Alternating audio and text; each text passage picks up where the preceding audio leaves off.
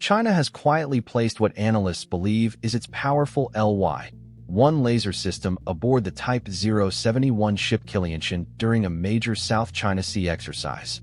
In this video, we will examine what was spotted, why this installation matters, how the system could work at sea, and whether this sighting signals a major shift from public demonstrations toward regular naval use. The most important part of this story begins with what cameras captured aboard Killianshin on August 1, 2026.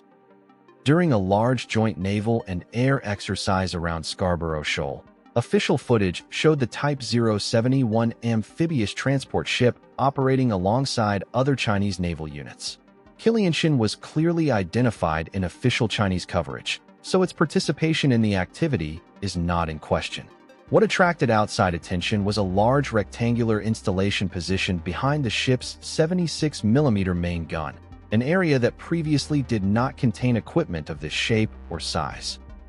Analysts examining the footage believe the new installation is the Liaoyuan-1, better known as Ly-1, a high-energy shipborne laser system China has displayed publicly before. The identification has not been officially confirmed by the PLA, so it is important to separate what can be seen from what remains an assessment. We can clearly see new equipment aboard Killianshin. Analysts have compared its appearance and placement with known Chinese laser systems. However, China has not publicly released specifications confirming that this exact installation is Ly-1 or explaining its full performance. Still, the timing gives that assessment more weight. In September 2025, China publicly displayed high-energy laser equipment as part of a broader counter-drone technology presentation. That display also included high-power microwave systems and conventional interception equipment. The combination suggested China was not developing lasers as isolated experimental devices. Instead, it was placing them inside a larger network designed to detect, track, and respond to small unmanned aircraft using different technologies depending on the situation. That makes the Killianshin sighting especially interesting. Less than a year after those systems were publicly shown, equipment believed to belong to the same technology family appeared aboard a large operational ship taking part in a real naval exercise. Installing a high-energy laser on Killianshin makes far more sense when we consider what a Type 071 ship is expected to do.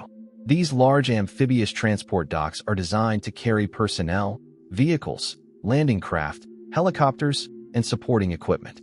Their missions can bring them closer to coastlines than many large surface vessels, which means they may operate in areas filled with small aircraft, commercial drones, unmanned boats, and other low-cost systems. That creates a difficult efficiency problem.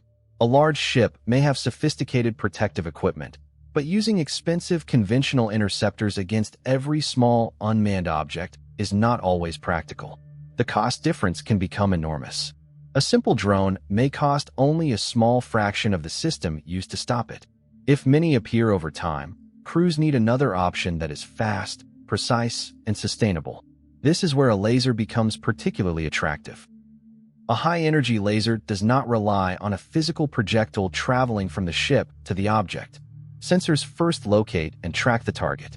The laser system then aims an optical beam at a precise point and concentrates energy there. Because light travels extremely quickly, there is almost no travel time once the system is correctly aligned. That gives the operator a very different type of response compared with traditional shipboard equipment. The biggest advantage may be what happens after each engagement. A conventional launcher carries a limited number of rounds. A laser mainly depends on the ship's electrical power and its ability to control heat. As long as the vessel can continue generating electricity and cooling the equipment, the system can theoretically perform repeated engagements without requiring a new physical round each time. However, this does not mean a laser offers unlimited capability. Power generation is one challenge. High-energy lasers require substantial electrical input, and ships already run propulsion systems, radars, communications equipment, sensors, and many other devices. Cooling is another major issue because powerful laser equipment produces large amounts of heat. Engineers must move that heat away quickly enough for the system to continue operating safely. The most fascinating part of this development is the timeline. China has moved from publicly showing advanced laser systems to apparently integrating similar technology aboard a large active ship in less than a year, and that progression may tell us more than any rumored specification. In September 2025, China openly displayed high-energy laser equipment during a major public event in Beijing. Official Chinese media described laser systems alongside high-power microwave equipment and combined missile and gun platforms intended to deal with unmanned aircraft. That presentation showed something important. China was not placing all its attention on one technology. Instead, it was building different tools that could work together. Lasers offer precision and repeated use when sufficient power is available. Microwave systems may affect electronic components across a wider area. Conventional systems remain useful when conditions are unsuitable for directed energy. Each method has advantages and limitations, and combining them creates greater flexibility. Now compare that public display with what appeared aboard Killianshin in August 2026. If the rectangular installation is indeed LY-1, China has moved beyond simply proving that it can build a high-energy laser. The challenge now becomes integration. A system that performs well during a controlled demonstration must also function while a ship moves, vibrates, and operates for extended periods in saltwater conditions. That is much harder than it sounds. The optical system must stay accurately aligned even as the vessel pitches and rolls. Sensors must continuously track small objects against a moving background. Software must decide when the laser is the best option. Cooling equipment must remove heat after repeated use. Electrical systems must provide sufficient power without interfering with other ship functions. Maintenance crews must also be able to keep delicate optical components operating despite humidity and salt exposure. Those practical questions determine whether a directed energy system becomes genuinely useful. This is why the Killianshin sighting could be more important than impressive laboratory power figures. A naval laser only becomes significant when it can operate as part of the ship's normal sensor and command network. The crew needs to detect an object, identify it, track it, and pass accurate data to the laser quickly. The system then has to hold its beam on a precise point despite both the ship and target moving.